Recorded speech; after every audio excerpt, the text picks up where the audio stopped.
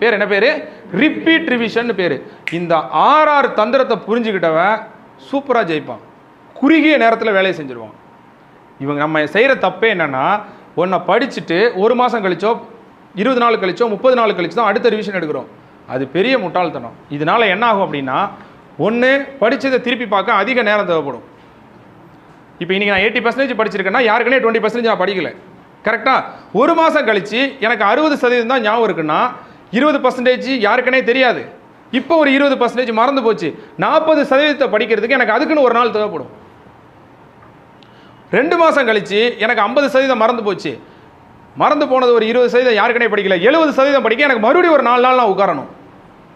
ஆனால் நீங்கள் கண்டினியூவாக ரிவிஷன் வச்சிங்கன்னு வைங்க, ரிப்பீட் ரிவிஷன் அப்படி வச்சிங்கன்னா, இன்றைக்கி நான் 80% படிச்சிருக்கேன், நாளைக்கு எனக்கு திருப்பி பார்க்க 1 மணி நேரம் போதும், நாளான்னைக்கு எனக்கு படிக்கிறதுக்கு 2 மணி நேரம் போதும். அடுத்து நீங்கள் கண்டினியூவாக ரிவிஷன் பண்ணுறதால அந்த படிப்பு அப்கிரேட் ஆகும், அந்த படிப்பு நல்லா புரியும், மெருகேறும்.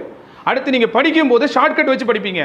அதை 20 நாள் கழிச்சு நீங்கள் திருப்பி பார்த்தீங்கன்னா அந்த ஷார்ட்கட் மறந்துடும், மறுபடியும் புதுசாக ஒரு ஷார்ட்கட் ரெடி பண்ணணும்.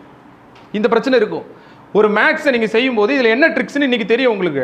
நீங்கள் 1 மாதம் கழிச்சு அந்த மேக்ஸை பார்க்கும்போது அந்த ட்ரிக்ஸை கண்டுபிடிக்க நீங்கள் கஷ்டப்படணும், உண்மையிலே கஷ்டப்படணும். நீங்கள் நோட்லேயே இன்றைக்கி ஒரு மேடம் நடத்துகிறாங்க, நீங்கள் எழுதிட்டீங்க, அதை நீங்கள் நைட்டோ நாளைக்கோ பார்த்தீங்கன்னா உங்களுக்கு அவங்க எப்படி நடத்துனாங்க அந்த சூட்சமெல்லாம் புரியும். இதை இப்படியும் போடலாம் அப்படியும் போடலாம்னு சொல்லியிருப்பாங்க, புரியும்.